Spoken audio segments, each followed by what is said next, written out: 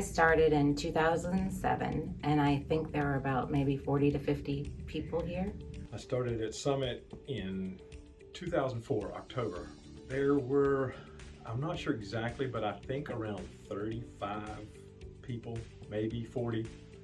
So I started at Summit in January of 2012. There was probably between 60 and 70 people here when I first started. The orientation was basically talking to Sherry in the small conference room for a little while, and then watching a VHS tape on a tiny 12-inch screen. The part I remember was about harassment and inclusion, and that was it. It was pretty bare bones. It had a few really drastic scenarios of what not to do. Orientation was a lot different than it is now.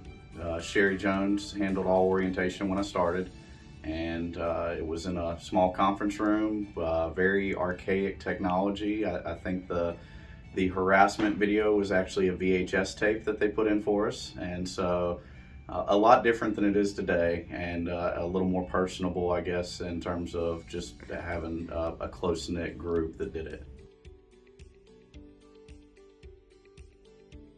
So I lived in Cary, and I was looking to move to Hillsborough just because I liked the town.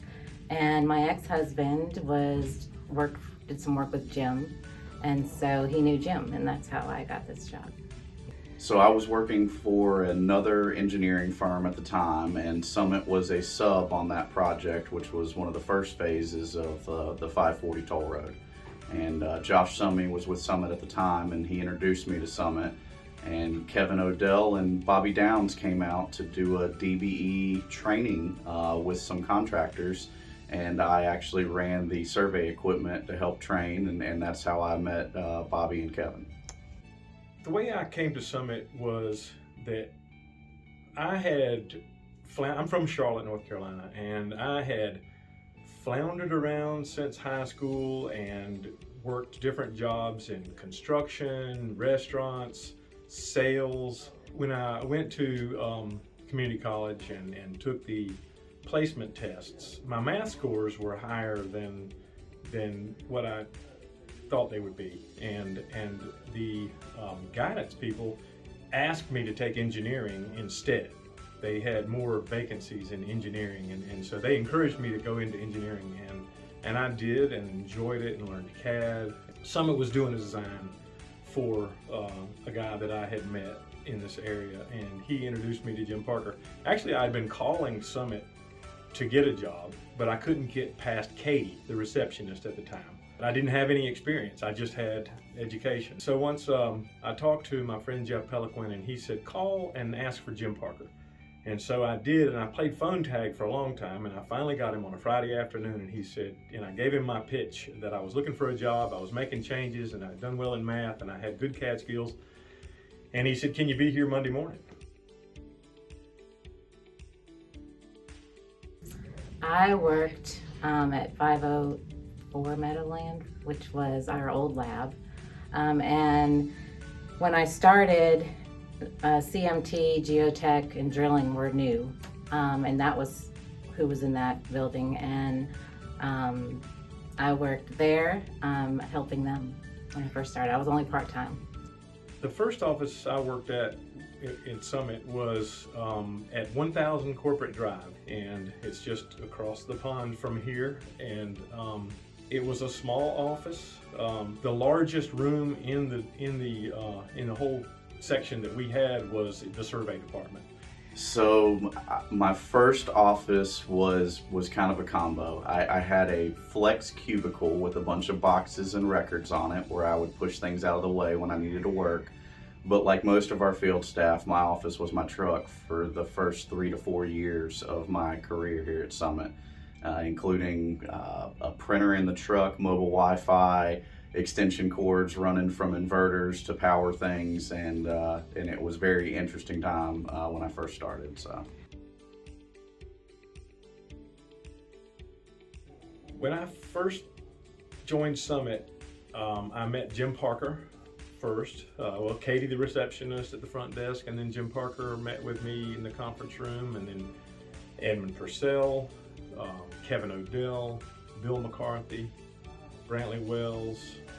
I think someone who was really important to me at Summit was Alan Horton.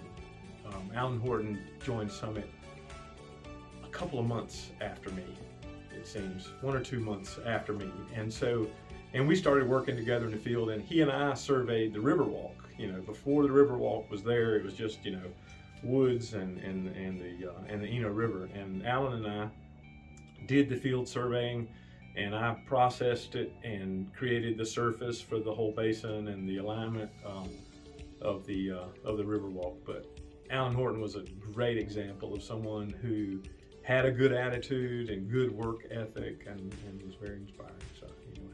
So the first day that I walked into the door, the first person I met was Donna DuPont. And for those that don't know, she used to run the front desk for us for years, and that was the first friendly face that I saw.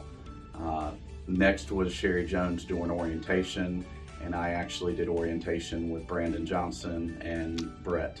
And so the three of us started on the same week and did orientation together. Don Dewey, Jason Pegram, and Josh Summey, who's not with us anymore. So to me, it's the growth that we experienced basically from 2016, 2017 up until 2019. When I started, like I said, there was 60 to 70 people here. We grew tremendously in that time frame, and we're over 450 employees by the middle of 2019. And that growth was something that I never expected here. It's been a surprise. It's amazing that we've been able to maintain, but I would have never imagined when I started on the Circle of Meadowlands that we would be where we are today. Probably all the growth that we've had and all the changes, because when I first started, we were rather small and we kept adding new services. CEI was very small. We didn't have structural. We didn't really have architecture. Just all the changes we've gone through. So defining moments for me at Summit were at one point in, about 10 years ago, I was approached by someone a friend introduced me to someone who founded a tech company, a 3D scanning company. And the CEO of this company was introduced to me, and they asked me if I wanted to come work for that company. And then Jim Parker found out that I had asked someone for a reference, and I got a text from Jim at night saying, "What are you doing? I want to see you in my office first thing in the morning." I'm scared, And so I go to Jim's office the next morning. He says, "What are you doing?" I said, "Well, I was offered an opportunity, and I'm just looking at it to see if it's something that I might want to do." And he said, "Well, if it's a career change and it's something you really want to do, I'll be your reference. But if it's about the money, or if it's about anything else, I want the opportunity to keep you at Summit."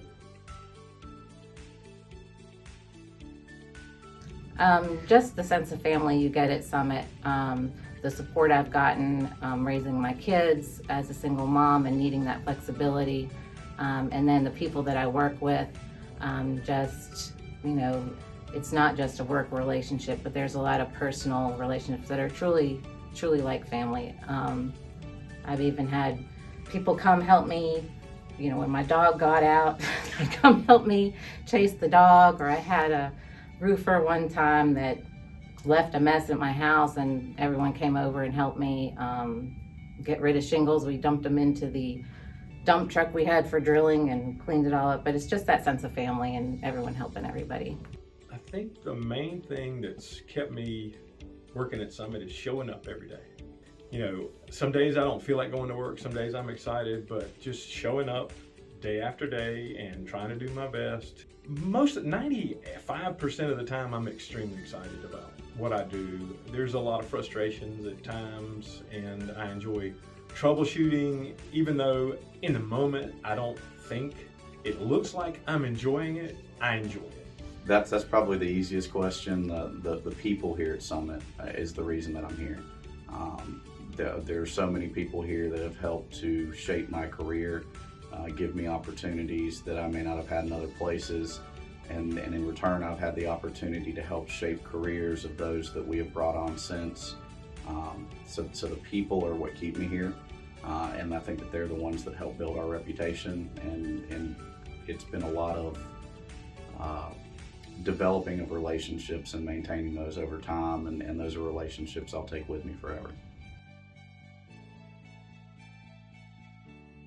I'm sure everybody remembers the 2008 housing crash. Well, the first industry hit was civil engineering and land development. So Summit had to pare down, and some people got laid off, and company-wide we took a series of pay cuts, and I saw people who were valuable in certain departments shifted to other departments where there was work, just to keep the people who were valuable to Summit. And I think it speaks volumes about our leadership and the values at Summit, that it was, it speaks to the family nature, trying to keep everybody together as best as possible.